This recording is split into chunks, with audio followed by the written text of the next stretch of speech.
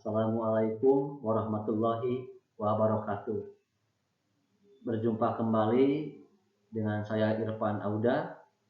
Saya ingin menjelaskan tentang bagaimana pemecahan masalah pembelajaran peserta didik pada mata pelajaran PABP kelas 12 semester 1 di SMA Negeri 1 Cisayong. Akar permasalahan yang saya hadapi ketika dalam proses belajar mengajar di kelas 12 IPS. Saya melihat peserta didik ini kurang bersemangat dalam belajar dan terlihat jenuh berada di kelas.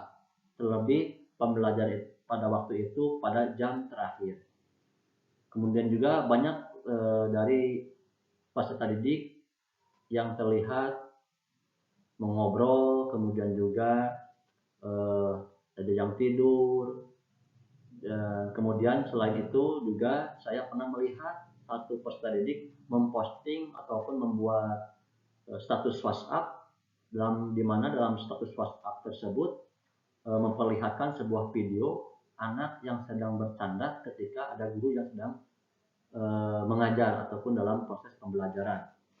Nah, bagaimanakah, apakah yang menjadi penyebab siswa tidak bersemangat dalam belajar dan terlihat jenuh dan banyak sekali sikap-sikap yang kurang bagus saat pembelajaran dilaksanakan, sehingga pembelajaran ini tidak terlaksana dengan baik. Nah, kemudian saya selanjutnya mengidentifikasi permasalahan tersebut. Berlanjut pada pertemuan berikutnya, pada minggu yang berikutnya, saya masuk ke kelas tersebut.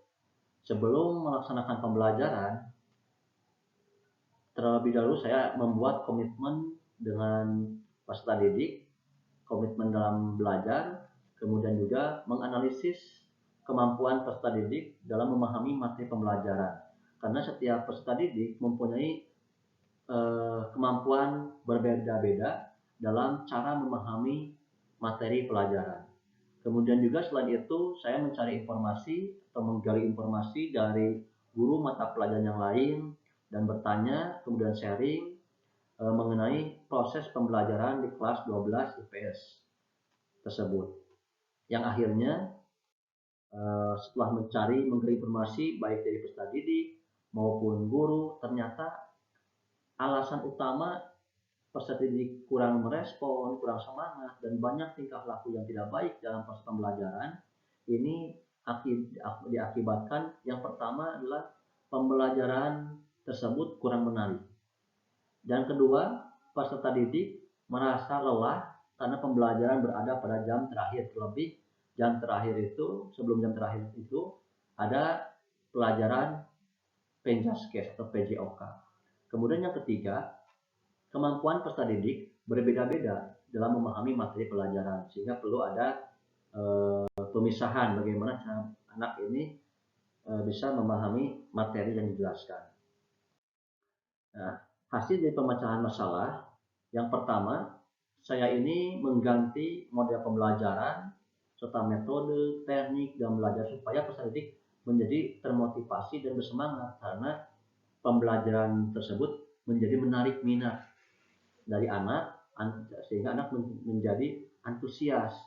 Nah, dari model-model tersebut saya memberikan masing-masing tugas yang berbeda terhadap kemampuan anak. Yang kedua, memberikan apresiasi dan reward kepada peserta didik yang bisa menjawab ataupun yang bisa menyelesaikan tugas pada saat proses pembelajaran. Yang ketiga, bekerja sama dengan orang tua untuk selalu memberi motivasi dalam belajarnya. Nah, pada poin kedua, dalam penilaian setelah proses pembelajaran, ini saya sering menggunakan teknik ataupun dalam metode ini dengan menggunakan kuis atau permainan-permainan sehingga diminati oleh anak. Contoh dalam penilaian itu bisa menggunakan kuisis, kahot, ataupun bisa memakai media teka-teki silang, sehingga itu menjadikan anak menjadi banyak berkolaborasi dengan temannya, kemudian banyak berdiskusi. Nah, yang ketiga yang barusan itu bekerja sama dengan orang tua untuk selalu memberi motivasi dan belajar peserta didik. Kemudian yang keempat, sering berkoordinasi, selalu mengkomunikasikan dengan orang tua tentang kemampuan ataupun hasil yang didapat dari belajar peserta didik. Nah, itu adalah hal yang penting supaya menjadi anak ini lebih fokus dalam pembelajaran karena ada perhatian khusus dalam pembelajaran oleh guru, kemudian juga dari orang tuanya sendiri. Demikian yang bisa saya sampaikan. Assalamualaikum warahmatullahi wabarakatuh.